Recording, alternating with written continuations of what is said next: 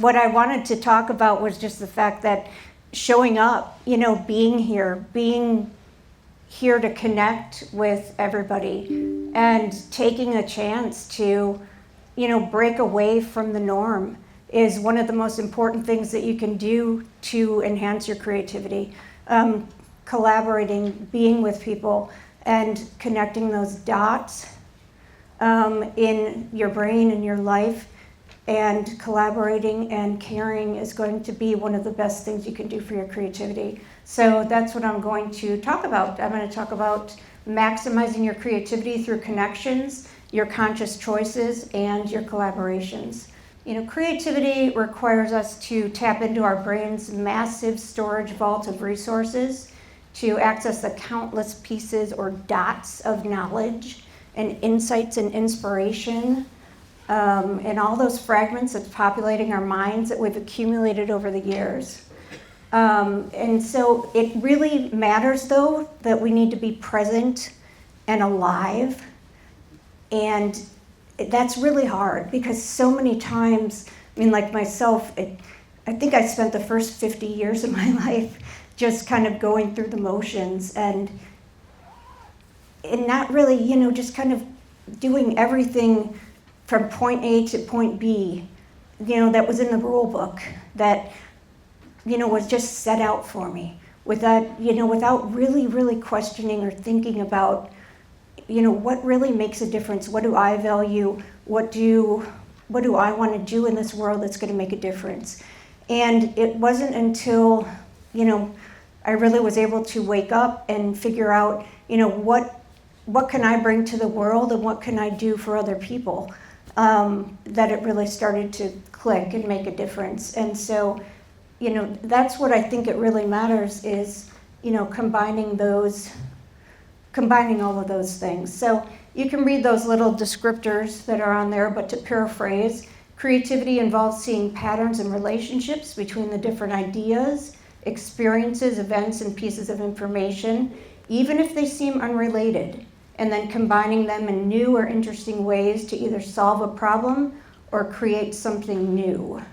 So what we are going to do is, I'm going to put this here.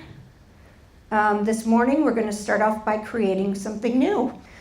And when you have your paper, draw these dots on your paper.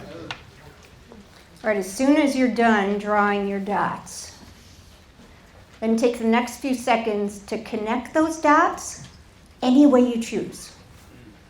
And when you're done, hold on to those. We're going to use them again in a bit. And plus you might want to frame it later, I'm sure. But if we think of connecting the dots as a metaphor, it really takes on a different meaning. So let's break it down a little bit. These dots, if you can think about them all in your brain, they represent just a few of the pieces here on this slide of some of the information, experiences, ideas, observations, and knowledge that you've accumulated throughout your life.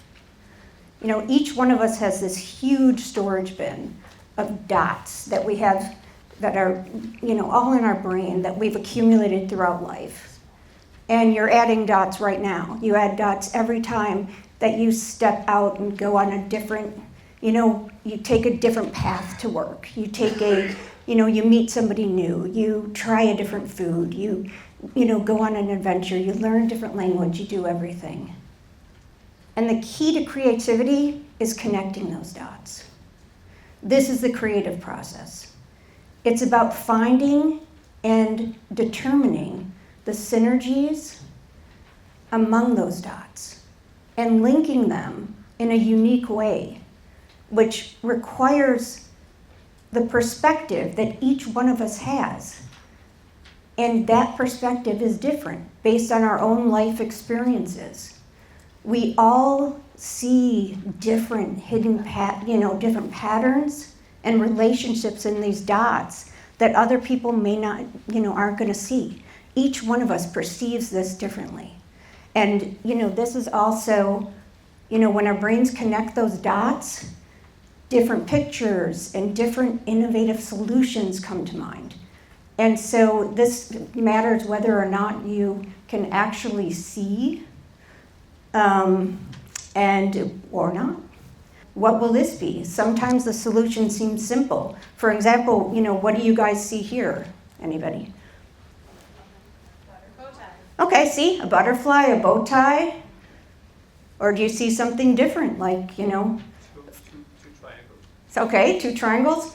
Or, maybe some funky 1980s glasses from an MTV video, right? I mean, it's kind of like a Rorschach test, right? So we all imagine and see different things based on our own perceptions, which come from a lifetime of experiences, and also based on our, how we're feeling at the time, what we just were experiencing, everything. Here are just a few examples of, some of the myriad of different ways that you can connect those dots with straight lines. Who knows? You could have connected it with crazy wild lines. We can connect the dots in any number of ways, forming really different images and coming up with completely different results. Because as you know, the creative process has no boundaries and no limits. Creativity is in seeing the different connections. Now, if you can't, just take out your connect the dots and just compare it with some of the people around you. Even if some of them may look similar, you'll notice. So you'll see that even if some of them may look similar, they're each unique. And also what you're doing now is collaborating. And that's one of the other most incredible things about creativity is the collaboration. What if you layered those on top of each other? What would you get then? What if we layered a whole bunch of them? What would you get then? And that collaboration and that, the blending of all of these different experiences and minds, the diversity that makes it even more rich and beautiful.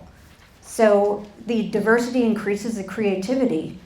And the more diverse your dots and experiences and knowledge are, the more potential connections you can make, leading to a broader range of creative possibilities.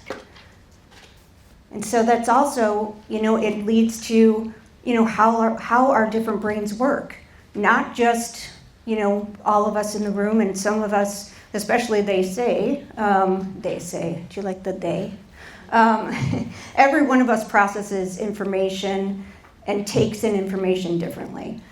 We see things differently, especially those, including those of us who may not physically be able to see, and those of us who are considered neurodivergent. Research and observational studies have shown the differences in the functioning and perceptions of neurodivergent and neurotypical individuals. And as Maxim said, we're going to be talking about this more in depth with some of our industry experts later today during the neurodiversity panel. But in this context, it's important to note how different neurological conditions affect both the dots that are in your brain and how they can be connected. How many of you guys have heard the term differently wired? Yeah, it's actually true. Research has shown through the fMRI studies that there are physical differences between the neurotypical brain and the brains of individuals with autism, Tourette, ADHD, and other neurological conditions. Neurotypical brains and neurodiverse brains process the information differently, leading to variations in creativity. Neurotypical individuals tend to have more conventional thinking patterns, while neurodiverse individuals, such as those with autism or ADHD, tend to exhibit more unique, innovative, and out-of-the-box thinking, which often leads to exceptional problem solving and artistic skills and expression. And I know this, firsthand, and also with my daughter, who's now 22. She is on the autism spectrum, and she also has Tourette, OCD, ADHD, generalized anxiety disorder, depression. She calls it the Costco value pack.